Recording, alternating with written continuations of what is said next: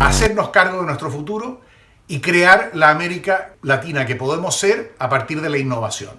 Ya somos una región que es un motor en el mundo y de hecho somos la región más desarrollada del mundo emergente. Qué gusto estar acá. Y muchas gracias a Coparmex por esta invitación a compartir con ustedes algunas reflexiones sobre el rol que nos corresponde, que le corresponde en particular a México, jugar en esta época tan especial que nos está tocando vivir, que es la época en que la innovación empieza a transformar todo de una manera terriblemente acelerada. Y en ese punto es que estamos llamados a jugar un rol bastante protagónico, y eso es lo que quisiera de alguna manera compartir con ustedes en los próximos minutos. ¿Cuál es el rol de México y más ampliamente de América Latina en este siglo de la innovación? Y al enunciar ese título estoy hablando de dos cosas de las que se habla mucho, pero no siempre se entiende bien de qué estamos hablando. Uno es América Latina y dos es innovación. Y lo que quiero hacer es empezar planteándonos la pregunta de qué estamos hablando cuando hablamos de América Latina. Porque lo que nos pasa a muchos, y me incluyo, es que América Latina tiene algo de vaporoso, de poco concreto, de no tan creíble en definitiva, que hace que uno diga, sí, soy latinoamericano, pero sin mucha convicción. Y eso se explica por muchas razones, una de las cuales tiene que ver con que es un nombre que está muy mal puesto. Es un pésimo nombre con el cual identificarnos. Porque es un nombre puesto por error. América y Latina. América es el nombre que nos dio un geógrafo alemán, pensando por error de que América lo había descubierto Américo Vespucci. Todos sabemos que el alemán estaba profundamente equivocado, pero cuando el mundo se dio cuenta, y el geógrafo en particular se dio cuenta del error, era tarde y ya se había empezado a hablar de América.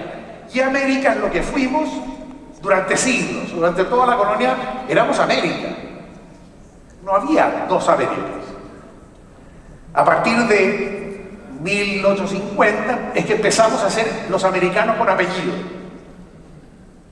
porque los americanos sin apellido están al norte. Nosotros pasamos a ser de ser americanos a latinoamericanos, los de América Latina.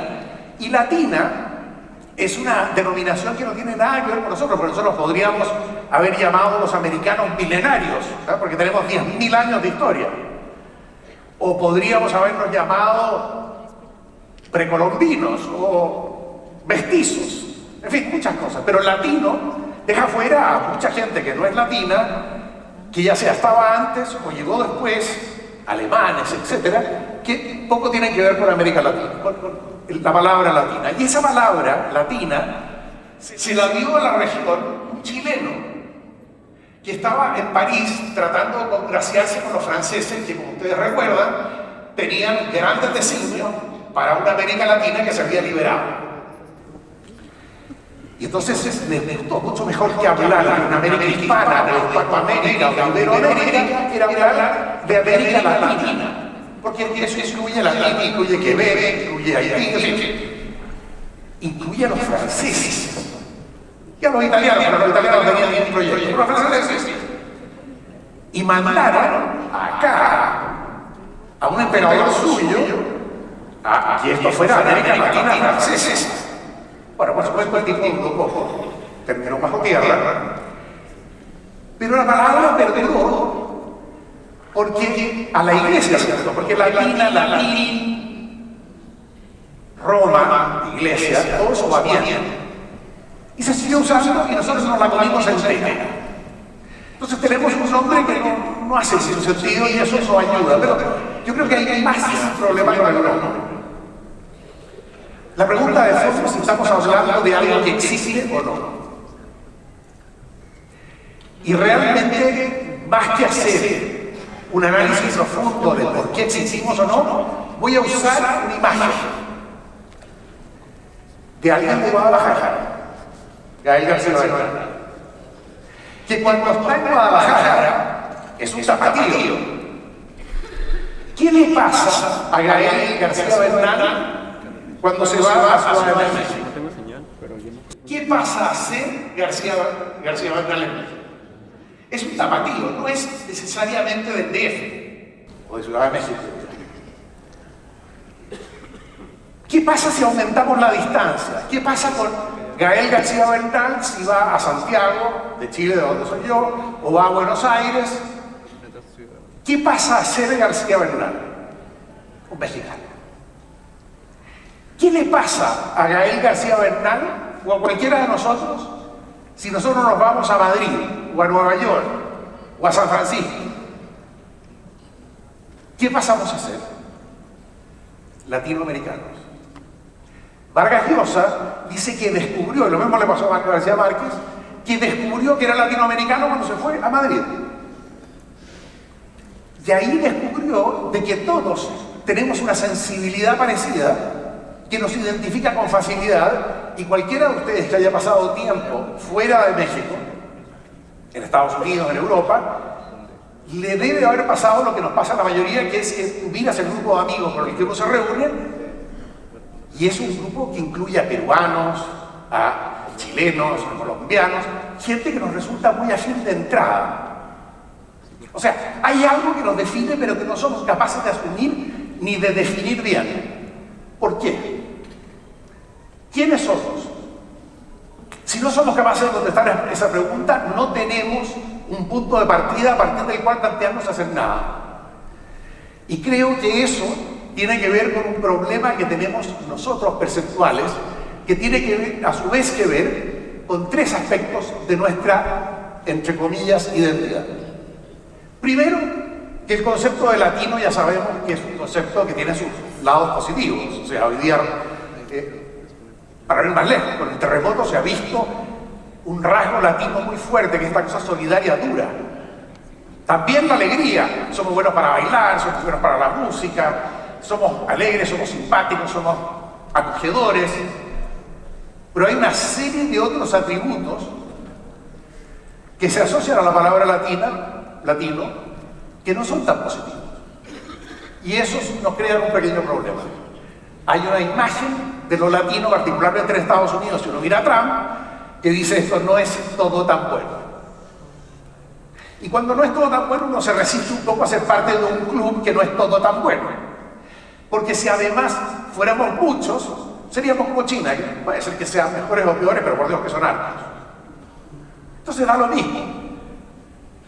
Pero nosotros, cuando nos sentimos pequeños e insignificantes, decimos, bueno, no sé, este club medio chicón también tampoco es tan atractivo.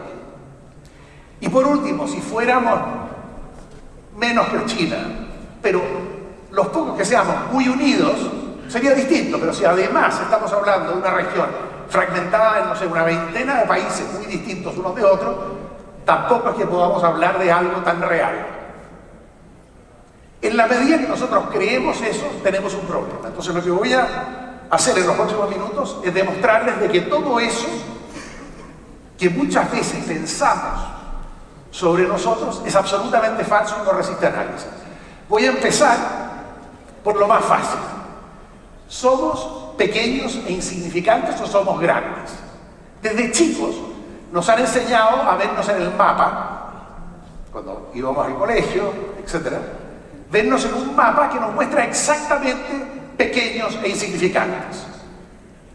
¿Dónde está América Latina en el mapa mundi? Abajo, a la izquierda, rodeada de nada, aislada y chica. Este mapa es una manera muy primitiva y muy deforme de presentar la realidad, porque es la única manera que encontraron, cuando se descubrió América, de transformar una esfera en un plano, que era poniendo una velita al centro. Entonces todo lo que está cerca del Ecuador se ve chiquitito, y todo lo que está lejos del Ecuador se infla enormemente, al punto que Groenlandia, que tiene el tamaño de Argentina, se ve más grande que todo Sudamérica. Entonces, como es tan grotesca la deformación, normalmente no nos muestran todo el mapa, sino que nos muestran una parte más pequeña. Yo hice un ejercicio que los invito a hacer, que es meterse a Google Earth y ver cómo se ve América Latina desde el espacio.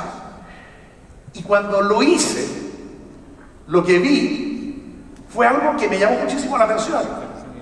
Y es que por primera vez entendí el concepto del hemisferio occidental. ¿Cuántas veces hemos oído hablar del hemisferio? Las relaciones hemisféricas. Hemisferio, la mitad de la esfera nuestra. Bueno, hay unos gringos arriba, pero son un minority. Ellos son un minority. Son 300 millones, nosotros somos 600 millones. Y vamos a ser 800, 900 millones en 2050. Más todo lo que tenemos metido dentro de Estados Unidos, que son otros 50 hoy día, que van a ser, o 60, que van a ser 150. O sea, en pocos años más vamos a ser 1.000 millones. ¿Cómo vamos a ser pocos? Somos muchos. En una región muy grande. Bueno, la imagen ya dice la mitad de la historia, pero a mí me encantan los números, como van a ver. Y lo que voy a hacer es mostrarles el tamaño en números. Entonces, todos hemos oído hablar de India. El subcontinente indio, ¿no es verdad? Del tamaño de Argentina, para que nos ubiquemos de una vez. Lo único que se empieza a acercar, a ver, Europa cabe 4 veces adentro de América Latina, y lo único que se acerca en tamaño es Rusia. Somos más grandes que China y Estados Unidos sumados. O sea, somos una región de 20 millones, enorme. Y lo único que se parece es Rusia, pero ¿cómo vamos a comparar al aburrimiento perpetuo que es Rusia, lleno de abedules y una nieve permanente, con lo que somos nosotros? Que tenemos toda la geografía, y ustedes aquí en México la tienen entera.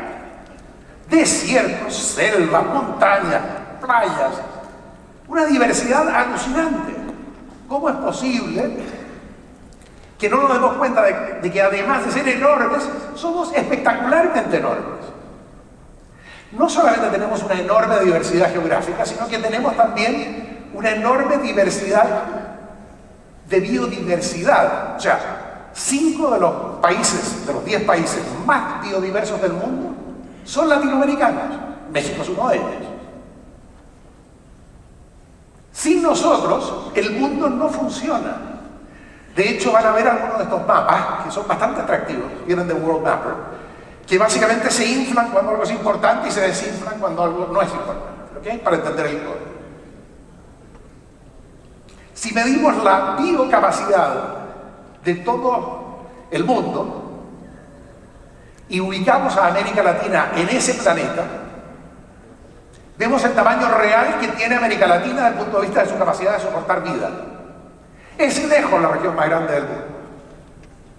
Sin nosotros no hay oxígeno, es que es así de sencillo. Pero además del oxígeno, o sea, si uno lograra respirar con un generador de oxígeno, no morimos de hambre. Imagínense lo que serían los indios y los chinos si nosotros nos exportáramos todo lo que exportamos desde acá desde el punto de vista de alimentos. Somos un granero para el mundo. Pero hay gente que dice, bueno, una cosa es la geografía y otra es la economía. Y lo que cuesta son los billetes. Y si uno mira, claro, hay grandes economías. Pero América Latina, y por ahora, por favor, acéptenme que tome a América Latina como un todo, después hablamos de fragmentado. Si tomamos América Latina como un todo, somos la 4ª economía del mundo. No somos tan grandes como Estados Unidos y China, pero tampoco somos el país de la esquina. Somos mucho más grandes que la mayoría de los países importantes de los que siempre oímos hablar. Así que por donde lo miremos, somos grandes. ¿Estamos de acuerdo hasta aquí o no? Bien. Vamos a seguir. No me voy a ir a fragmentados todavía, porque es más delicado. Me voy a ir a latinos. A ver qué significa esto de latinos. Latinos ya sabemos, folclore, colorido, simpáticos, dicharachos. En fin, tenemos una serie de atributos buenos. Pero si yo le abriera la cabeza no le hablamos a Trump, porque no sé con quién nos vamos a encontrar, pero a alguien medio del mundo, ¿ah? A un consumidor de noticias en el mundo. ¿Cómo se vería América Latina? Bueno, yo lo sinteticé más o menos con esta imagen. Es una región, primero que nada, es una región pobre. No es una región rica. Es una región pobre, una región subdesarrollada. En el mejor de los casos, emergente o saliendo del desarrollo, saliendo del subdesarrollo. Pero es una región pobre. Es una región que tiene, en fin, una desigualdad social espantosa, que la ha llevado históricamente a tener crisis permanentes, donde los pobres se rebelan porque se asocian a la Revolución Mexicana y logran echar a la gente de turno, y luego vienen algún militar, algún dictador y los vota. Entonces tenemos a Perón en Argentina, que después lo votan los militares, tenemos a Allende en Chile, tenemos al Che, a Castro. Esta es la mitología. La región de los dictadores, ¿o no? La región de qué otras cosas? De la coca. ¿De qué se habla cuando se habla de la coca o de la marihuana si no es de nosotros? ¿De qué más se habla? Bueno, yo creo que hay cosas implícitas acá. Bastante feo. No, una región de gente no muy bonita. Y si son bonitas, hot Latin. ¿Ah? La latina hot o el Latin lover. Y todo lo demás es la regla. Bueno, esto que nosotros vemos es toda una farsa ridícula. O sea, para empezar, la Chiquita Banana o la Carmen Miranda que está abajo es un travesti estadounidense. No hay nada que sea verdad en todo esto. Evita, por supuesto, ya sabemos quién es, Madonna. Y así con todo lo que se consume de nosotros. Son imágenes distorsionadas de nosotros.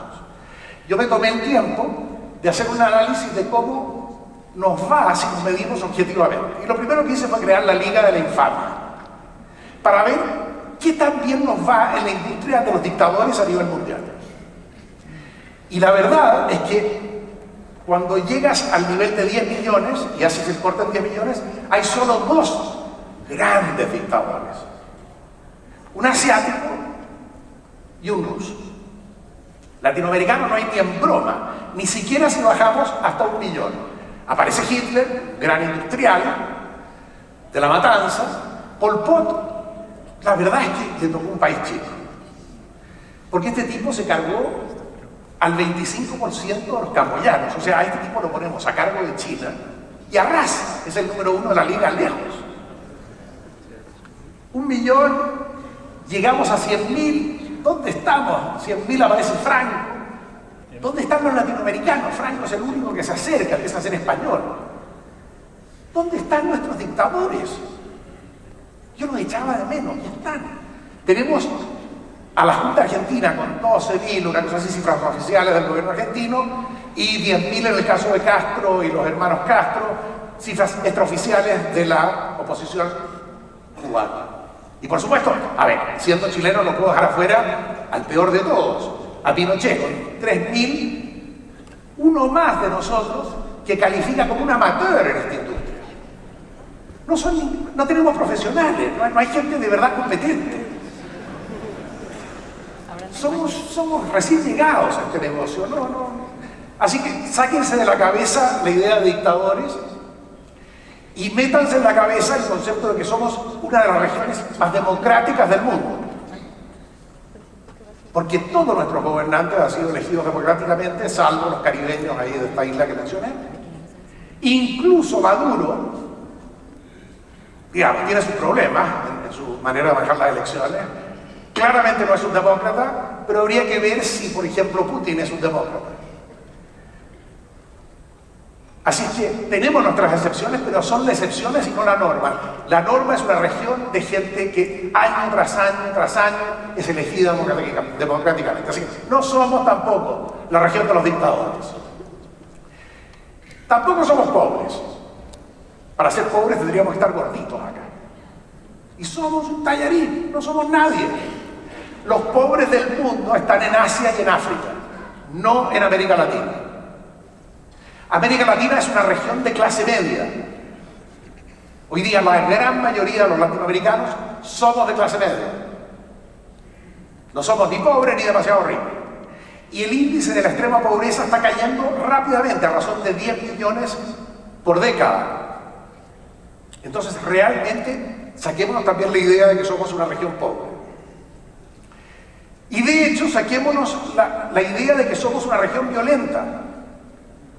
Nos gusta pensar que tenemos una gran literatura, porque tenemos muchos premios Nobel de literatura. Bueno, tenemos tantos premios Nobel de literatura como de la paz. Y de hecho, García Robles, un mexicano, fue el primero en articular un tratado contra la proliferación nuclear. O sea, hemos hecho contribuciones al mundo. De tal manera que también saquémonos el concepto de que somos violentos. Pero como me gustan los números, ya se los dije, me tomé el trabajo de cuantificar las muertes en guerra de todas las regiones del mundo en el siglo XX, a ver cómo nos iba. Y lo hice per cápita para todos los años. Europa, líder mundial.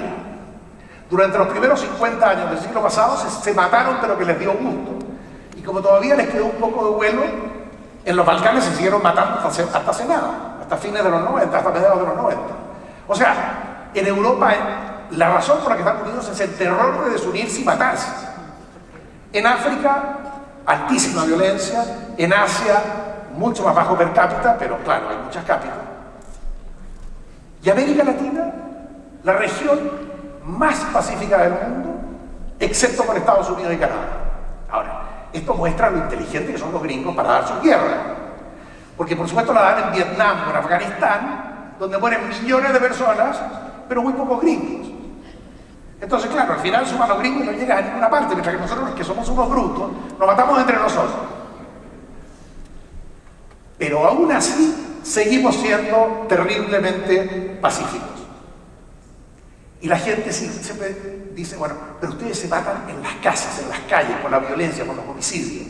Súmale eso, le sumas eso y seguimos siendo una región terriblemente pacífica. De hecho, éramos tan pacíficos desde el punto de vista de homicidios como Estados Unidos hasta el año 70 y algo, en que empezó a subir aquí la tasa de criminalidad y en Estados Unidos bajó. ¿Por qué subió acá? La droga, que tampoco es nuestra industria.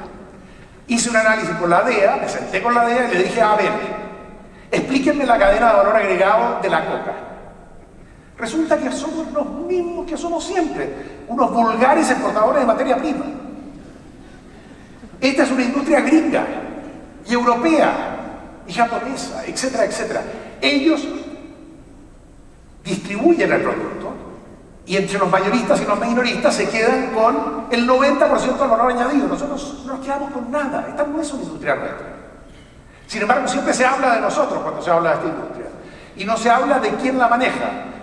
Siempre se supo quién manejaba la industria del licor en la prohibición en Estados Unidos. Al Capone, toda esta gente.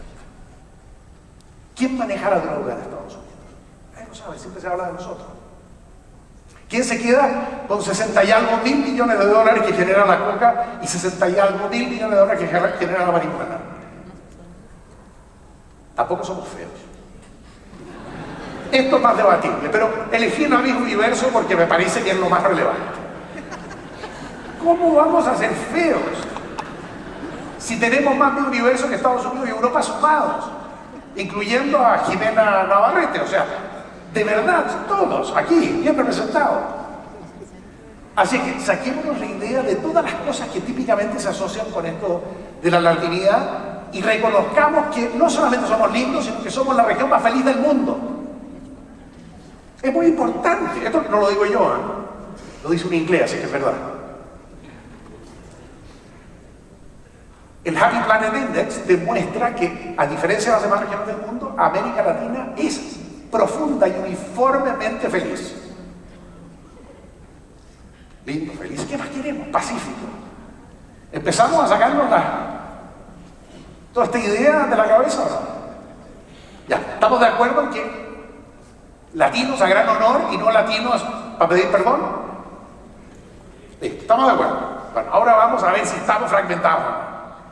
Porque si estamos fragmentados, y yo hablo de América Latina en México, estoy hablando de algo que no tiene ninguna importancia. Yo lo primero que hice fue decir, a ver, Miremos el mapa. Y el mapa no logré hacer que se fragmentara. Porque Inglaterra es una isla que está separada, Japón es una isla que está separada, nosotros estamos unidos. Un jaguar se puede ir desde aquí hasta donde lo agarra el resfrío, yendo hacia el sur, sin ningún problema. Explíquenle a donde se pone el jaguar, a una oveja en el sur de Argentina, dónde termina la pampa argentina y dónde empieza la Patagonia chilena. Imposible. Llevamos 200 años tratando de definir nuestros límites, porque no existen.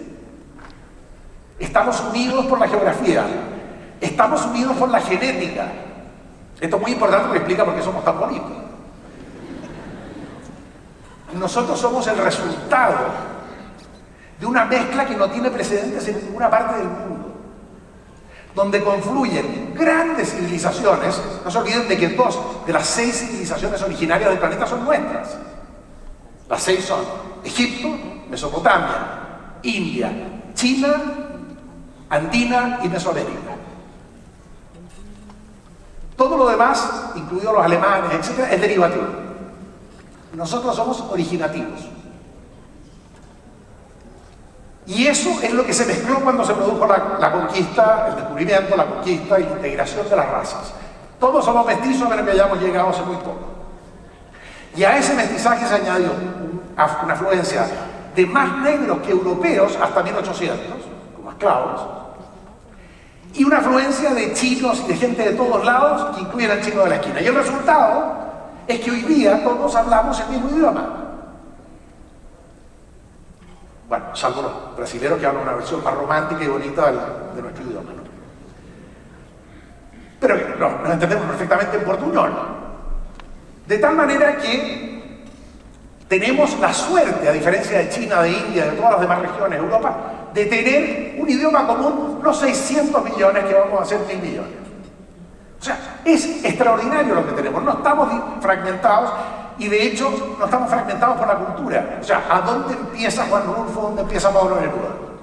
Y no hay fronteras, no hay fronteras en nuestro arte. El muralismo mexicano prendió como fuego por toda la región. Tampoco lo hay en nuestra música, que es lo que refleja el alma de un pueblo. Por eso yo digo que somos un pueblo, porque nuestra música es compartida. El intérprete más exitoso del Festival de la Canción de Viña del Mar fue un mexicano, cantando corridas. El alma nuestra es un alma común. Y además tenemos una religión común. Incluso tenemos un papa argentino. Nuestro papa. Peronista, pero nuestro papa. Que es tremendo, es una demostración muy grande de lo que está detrás. La Virgen de Guadalupe será más modernista, pero es la misma Virgen del Carmen en Chile, etcétera, etcétera. Parecemos cosas distintas, pero no estamos. Y en el fondo estamos unidos por lo que importa del fondo, que es los valores. Y esto también es un análisis de los gringos, así que de verdad les juro que fue. Lo que hicieron fue poner a todos los países del mundo en una matriz donde por un lado tienes, si estás orientado a sobrevivir, o sea, muy pobre, se trata de cómo evitar que muera el bebé, o ya muy sofisticado estás pensando básicamente en cómo vivir la vida feliz. Y luego, si estás orientado a la familia, a la religión, a la autoridad, o más bien todo lo contrario. Y se supone que uno nace en el Congo, acá abajo, y termina en París, ahí arriba, a la derecha. Y la realidad es que cuando uno mira los datos, eso no es verdad. Porque nosotros desmentimos eso. Somos una región del mundo que está ubicada justo abajo a la derecha, o sea, somos muy orientados a la vida y muy tradicionales en nuestros valores. ¿Es verdad? Somos buenos gozadores de la vida. Tenemos una serie de valores que compartimos todos. No hay nadie, ningún país latinoamericano que no esté en el área celeste. Y solo hay un país no latinoamericano que está en el área celeste, que es Portugal, que fue colonia nuestra de Brasil a comienzos del siglo XIX, así que lo vamos a considerar nuestro, cuando era el Imperio Europeo. Así es que somos una región unida por todo lo que es relevante. Hasta ahora no. No somos ni pequeños, ni fragmentados y a gran honor latinos. Siendo así, so what, como dicen los gringos. El so what, la maravilla, es que es el motivo de esta conferencia. El mensaje fundamental que sale de todo ese análisis es que es hora de que empecemos a convencernos de que somos, a gran honor, latinoamericanos y por lo tanto somos capaces no solo de creer en nosotros, sino de crear nuestro futuro. Porque si nosotros no nos hacemos cargo de crear el futuro, alguien más se va a hacer cargo. Lo hablamos ahora de almuerzos. Y eso no es lo que queremos. Nos costó demasiado ser independientes para perder eso porque alguien se hace cargo. Y les puedo garantizar de que si no nos ponemos las pilas, como se dice en Chile, vamos a entregar nuestro futuro a otro. Porque el mundo está cambiando a tal velocidad que el poder está migrando a la gente que es capaz de dominar la tecnología. De tal manera que si queremos dominar el futuro, por lo menos el nuestro, es indispensable que hagamos propio el reto de hacer de América Latina una región innovadora y emprendedora. Por eso es tan importante el motivo de esta conferencia.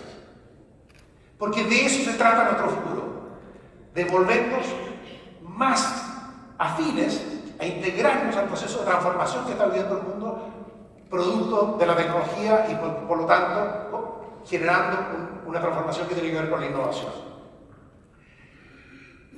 Para entender bien, les decía que hay dos conceptos, América Latina, que creo que ya lo hablamos, innovación es el segundo. Para entender bien de qué hablamos cuando hablamos de integrarnos en el siglo de la innovación, en el mundo de la innovación, creo que no hay nada más potente que darse cuenta de lo que pasó con los dinosaurios.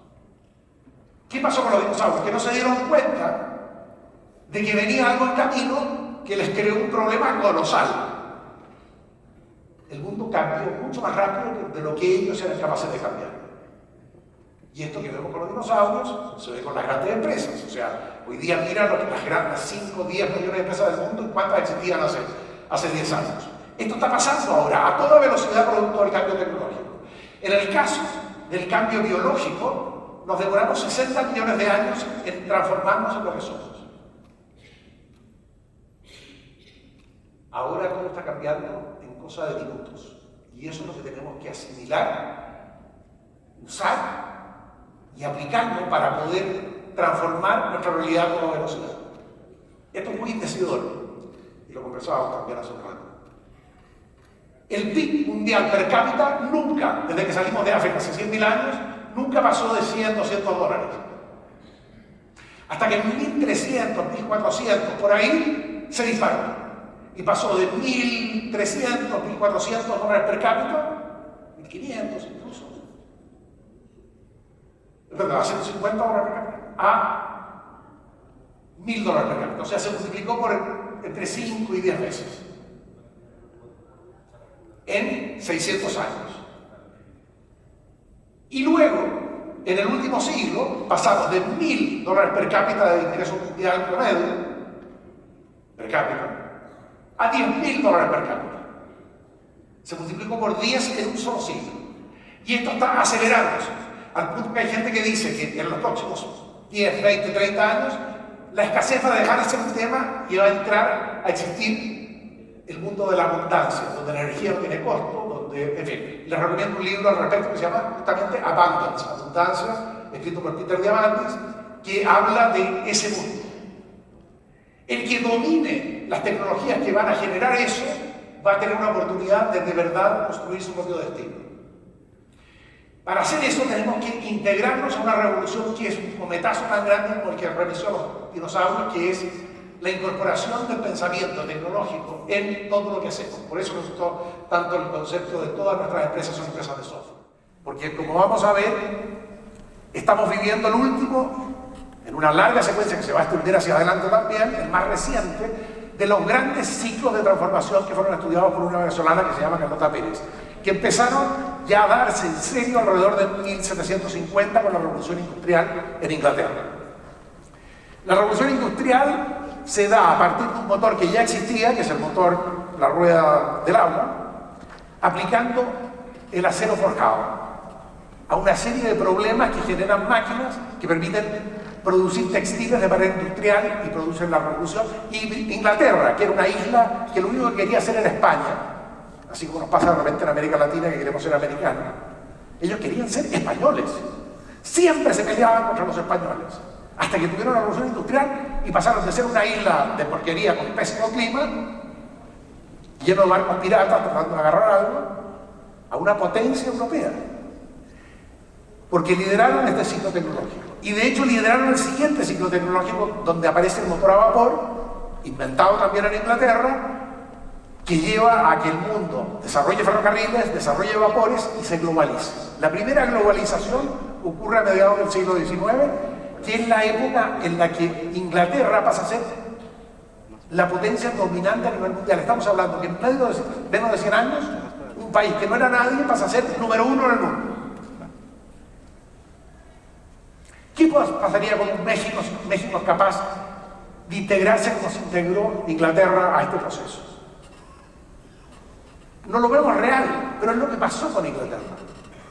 Los que lo vieron y lo consideraron real fueron los americanos del norte, que lideraron o colideraron la siguiente gran ola que generó tecnología que se difundió por el mundo, que tuvo que ver con un motor más chico, que es el motor de combustión interna, que da origen, por supuesto, junto con la electricidad y el petróleo, a la industria automotriz y una serie de industrias que transforman una vez más al mundo.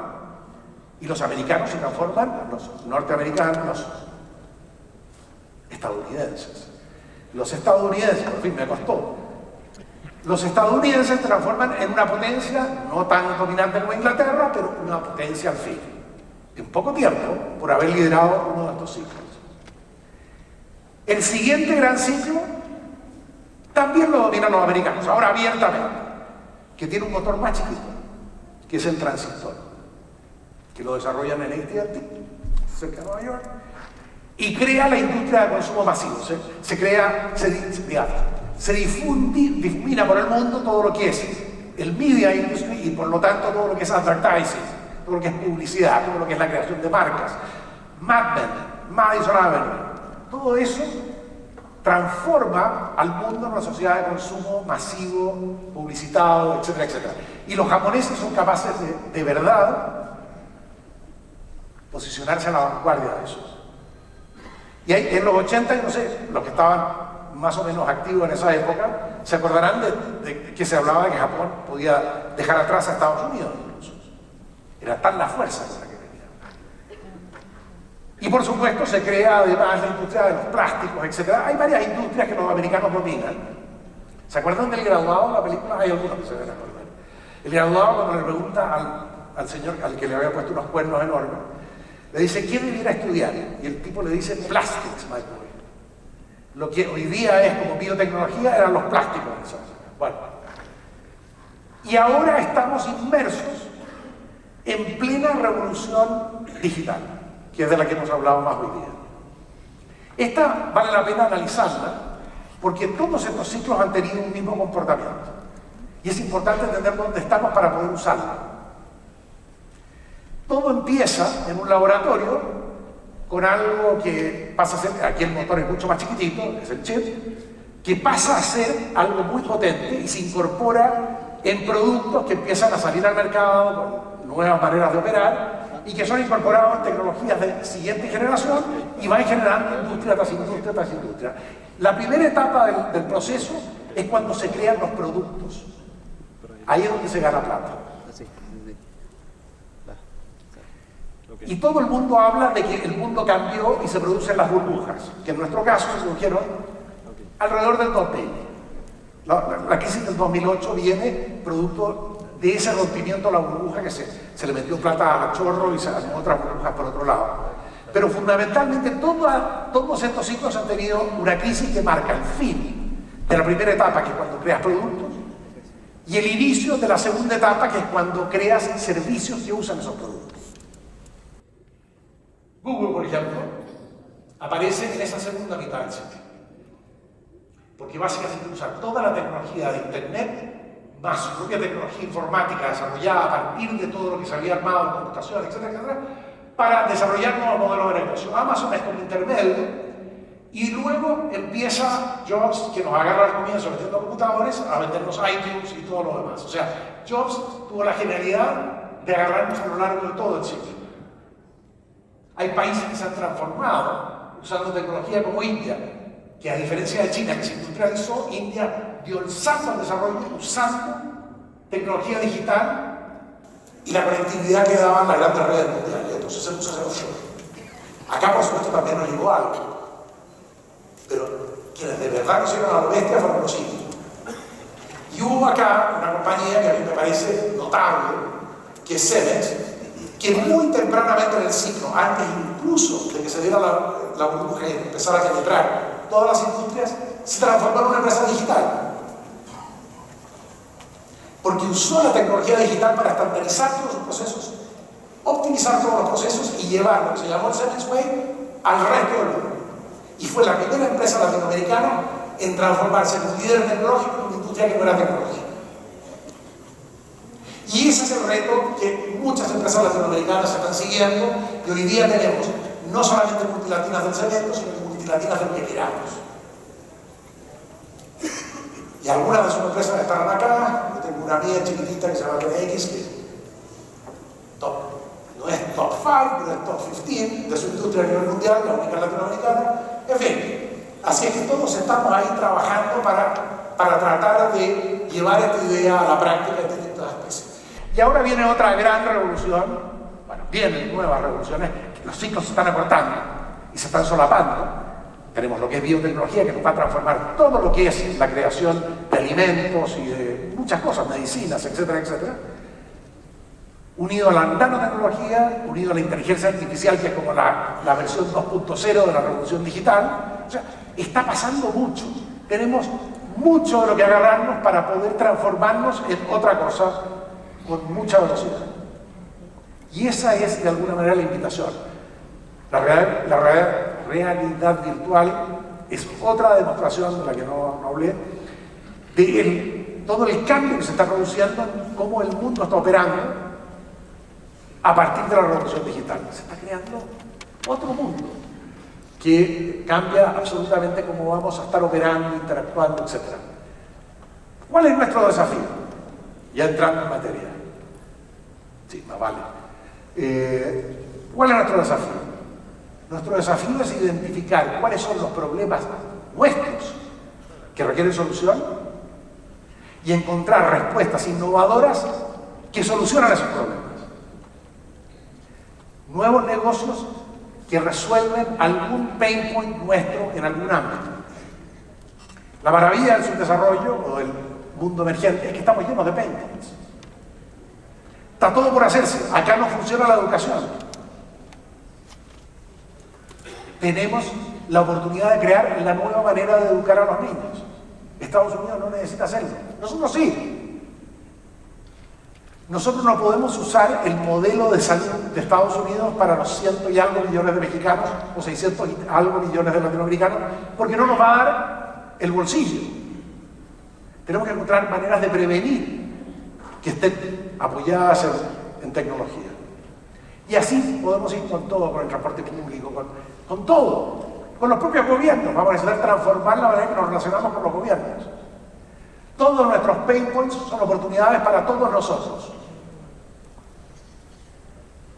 De elegir el que nos gusta, trabajando, usar tecnología y resolverlo.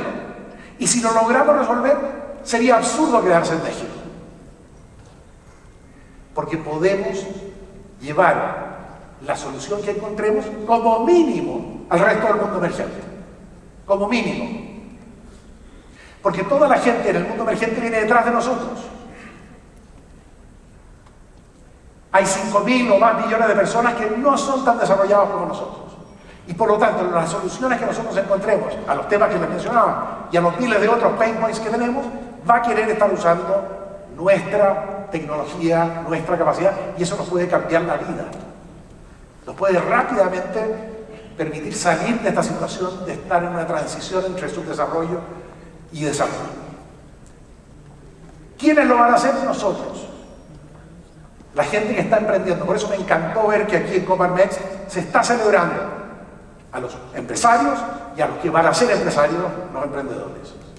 Es extraordinario que ustedes lo hayan identificado como un tema central, y yo creo que, de hecho, todas estas caras son emprendedores de toda América Latina que están empezando a agruparse, en parte en México, ASEM, que es la Asociación de Emprendedores, en lo que es la Asociación Latinoamericana de Emprendedores. Esto partió en Chile hace 5 años atrás. Éramos un grupo de, no sé, 100 amigos. No, ¿qué? Éramos 8 al comienzo. Queríamos ser 100. A los 2 años éramos 10.000. A los 3 años éramos 23.000. Y esto lo llevamos con apoyo del BID a distintos países de la región, y hoy día somos más de 60.000 emprendedores que estamos asociados y que perfectamente podemos trabajar con Coparmex. Porque para el emprendimiento no hay fronteras, así como para el jaguar no había, para el emprendimiento no hay fronteras. Estamos en un mundo nuestro. Y empecemos por pensar en la Alianza del Pacífico. Porque la Alianza del Pacífico es una cosa notable que se creó hace pocos años y que agrupa a los países razonables de América Latina. México, Colombia, Perú, Chile, 200 millones de personas que están en el camino correcto hacia el desarrollo. Argentina se está uniendo, Macri claramente lo identificó, y yo creo que aquí, si nosotros logramos construir una red regional de nosotros, de emprendedores, creo que tenemos la base para trabajar juntos y hacer realidad la visión de una América Latina emprendedora y por lo tanto innovadora. Y por lo tanto a cargo de su destino y por lo tanto capaz de ser una región faro a nivel mundial. De hecho, y con esto termino, hay una lámina que tiene que ver con esto de la felicidad, preparada por la misma gente, que dice básicamente cómo se comportan los países en términos de los años en que su gente vive feliz. O sea, es una multiplicación de cuántos años vives por qué tan feliz eres. Entonces, el producto de eso te da años de felicidad. Esto lo hizo en inglés, así que les juro que es científico.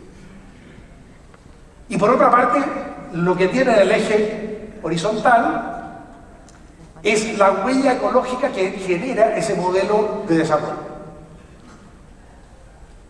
medido en hectáreas de biocapacidad per cápita. Entonces, si uno consume más de 2 hectáreas per cápita, necesita más de un planeta Tierra para sostener ese modelo.